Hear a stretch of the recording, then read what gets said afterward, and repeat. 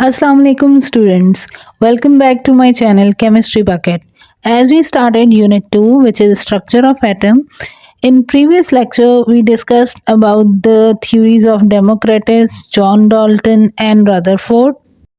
In today's lecture we are going to explain Bohr atomic model. सबसे पहले हम Bohr model का एक ब्रीफ इंट्रोडक्शन पढ़ेंगे कि ये मॉडल बोहर ने कब पेश किया और इस मॉडल को प्रेजेंट करने की वजह क्या थी।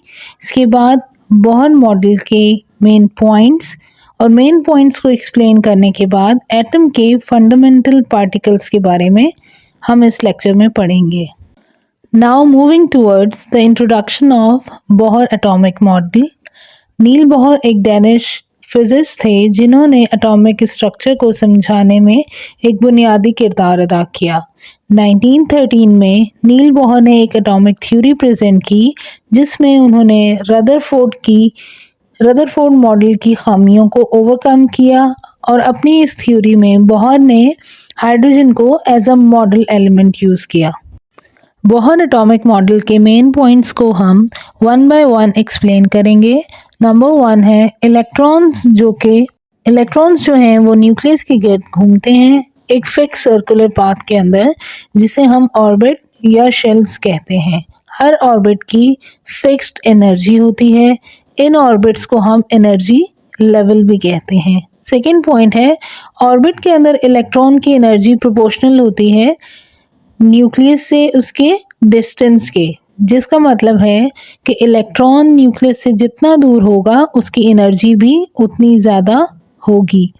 थर्ड पॉइंट है जब इलेक्ट्रॉन न्यूक्लियस के गिर्द घूमते हैं ना तो वो एनर्जी गेन करते हैं और ना ही लूज़ करते हैं, जिसका मतलब है कि ऑर्बिट के अंदर एनर्जी फिक्स्ड होती है। जब इलेक्ट्रॉन्स हायर एनर्जी से लोअर एनर्जी में जंप करते हैं तो इलेक्ट्रॉन अपनी एनर्जी इमिट करते हैं या रेडिएट करते हैं, और जब इलेक्ट्रॉन्स लोअर एनर्जी से हायर एनर्जी में जंप करते हैं तो वो एनर्जी एब्जॉर्ब करते हैं। इस बात को हम इस तरह एक्सप्लेन करेंगे कि जब भी इलेक्ट्रॉन हायर एनर्जी लेवल से लोअर एनर्जी में आएगा तो वो अपनी एनर्जी को रिलीज करेगा, लेकिन जब वो लोअर से हायर में एनर्जी लेवल में जाएगा तो वो एनर्जी एब्जॉर्ब करके जाएगा। नेक्स्ट पॉइंट है हमारे पास कि इलेक्ट्रॉन क्योंकि एक सर्कुलर पाथ में मूव कर रहे हैं तो इस वजह से यहाँ पर एंगुलर मोमेंटम को भी हम प्लेस करेंगे और एंगुलर मोमेंटम को रिप्रेजेंट करते हैं हम ए से और वो इक्वल होता है mvr के, जो कि इंटीग्रल मल्टीपल है h/2 पाई का। तो हम इस बात को मैथमेटिकली इस तरह लिख सकते हैं कि mvr which is angular momentum is equal to h/2 pi. Bohr theory को एक्सप्लेन करने के बाद अब हमारे पास टॉपिक आ जाता है fundamental particles of atom. Modern research से ये बात साबित हो चुकी है कि एटम 3 सब एटॉमिक पार्टिकल से मिलकर बना है, जो कि है इलेक्ट्रॉन, प्रोटॉन और न्यूट्रॉन।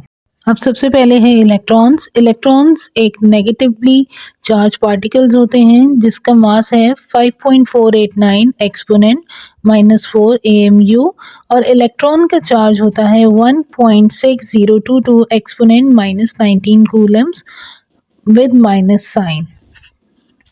इलेक्ट्रॉन्स बहुत ही स्मॉल और लाइटर पार्टिकल्स हैं जो कि न्यूक्लियस के गिर्द ऑर्बिट्स में घूमते हैं या न्यूक्लियस के गिर्द रिवॉल्व करते हैं।